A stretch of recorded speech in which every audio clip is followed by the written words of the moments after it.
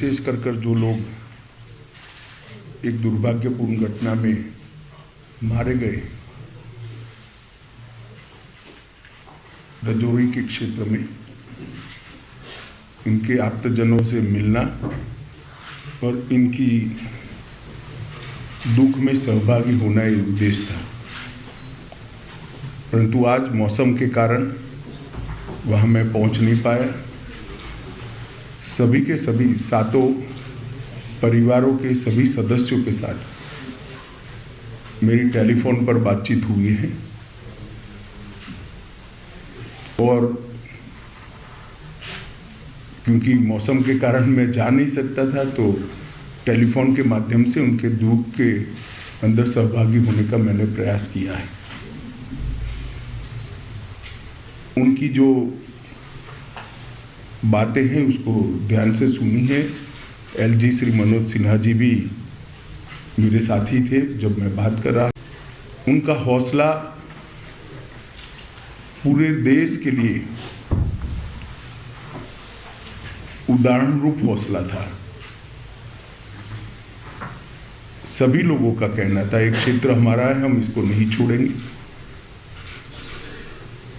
कुछ परिवार पाक ऑक्यूपाई कश्मीर से भी आए थे, फिर भी डटकर लड़ने का मूड इतने बड़े हादसे के बाद भी प्रदर्शित होना बहुत बड़ी बात है। उसके बाद आज यहाँ पर सिक्योरिटी एजेंसीज के सभी पहलुओं पर और सभी प्रकार की जितनी भी एजेंसियां जम्मू कश्मीर के सुरक्षा के लिए जिनकी भूमिका है वो सभी एजेंसियों के साथ विशेषकर जम्मू क्षेत्र के सुरक्षा के इंतजाम को लेकर एक डिटेल बैठक हुई है। आने वाले दिनों में एक बहुत सुरक्षित ग्रिड बनाने के लिए भी यहां पर चर्चा हुई है। मैं इतना ही कह सकता हूं कि सुरक्षा एजेंसियां चाहे जम्मू कश्मीर पुलिस हो, बीएसएफ हो, सीआरपीएफ हो, जम्मू पुलिस का एसआईए का टीम हो या सेना हो, इस सभी एजेंसियां 100% मुस्तैद है और विश्वास के साथ आने वाले दिनों में इन घटनाओं को रोकने के लिए इनका मनोबल भी बना हुआ है। ये दोनों घटनाएं जो 2 दिन में हुई उसकी जांच कल ही भारत सरकार ने एनआईए को सौंप दी है। एनआईए और जम्मू पुलिस दोनों मिलकर इस घटना की जांच करेंगे। जांच में एनआईए के साथ जम्मू पुलिस का पूरा इन्वॉल्वमेंट होगा और विगत 1.5 साल में जितनी भी घटनाएं हुई हैं इस सारी घटनाओं को एक साथ रखते हुए ये टीम आतंकवादी गतिविधियों की जांच उसी दायरे में करेगी। इसके साथ साथ ओजीडब्ल्यूज के लिए भी आतंकवादी ग्रुपों के सपोर्ट सिस्टम के लिए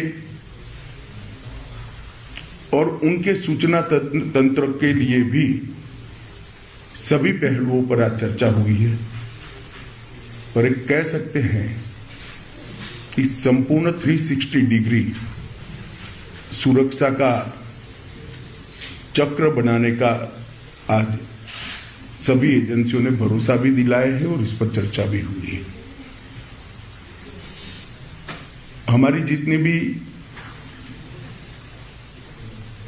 सूचना की एजेंसियां हैं इन्होंने भी अपनी गतिविधि को और टाइटन करने का फैसला भी बनाया है, रणनीति भी करी है। मुझे विश्वास है कि आने वाले दिनों में जिन लोगों ने भी ये घटना करी है उनको जम्मू कश्मीर पुलिस बहुत कम समय के अंदर नसीहत करेगी और उनको कानून के दायरे में लाकर कोर्ट के सामने खड़ा करेगी।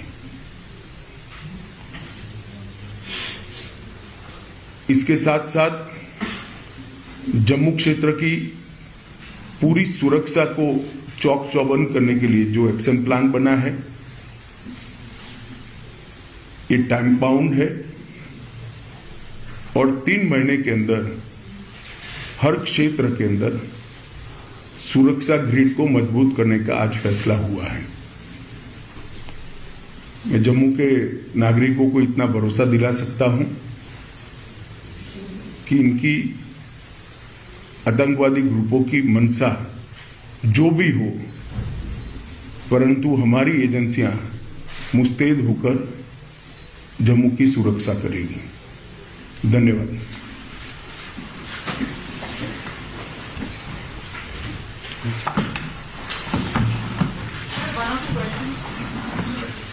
कोई पूछना चाहता है क्या? बता दीजिए। सर, आप जो ये बीबीसीज को जो स्ट्रेंथन कर रहे हैं, बीबीसीज को जो स्ट्रेंथन करने की बात करें, आर्म्स ट्रेनिंग दे रही है सीआरपीएफ आर्मी, इसके पीछे मंशा क्या है? नहीं, इसको एक घटना के साथ मत जुड़िए। ये फैसला अगस्त अंत में लिया गया है।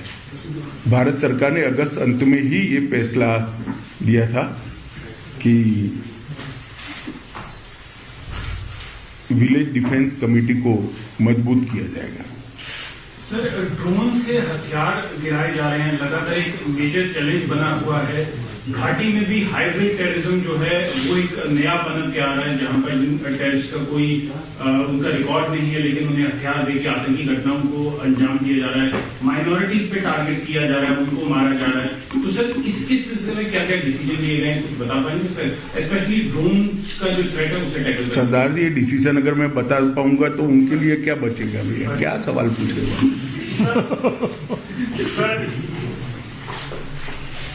जो विक्टिम फैमिलीज हैं किन आतंकी घटनाओं में जो शिकार होती हैं, जैसे राजौरी में भी हुआ, इसी तरह से पहले कश्मीर में टारगेट किलिंग का जो शिकार हुए, तो उनके लिए किस तरह से वो उनकी लाइफ बेटर हो पाए? क्योंकि राजौरी वाले इंसिडेंट में काफी जो फैमिलीज हैं वो उनकी हालतें ज्यादा लो लेवल की हैं, तो उनके लिए क्या कहना है? नहीं, हर स्तर पर, चाहे घाटी हो,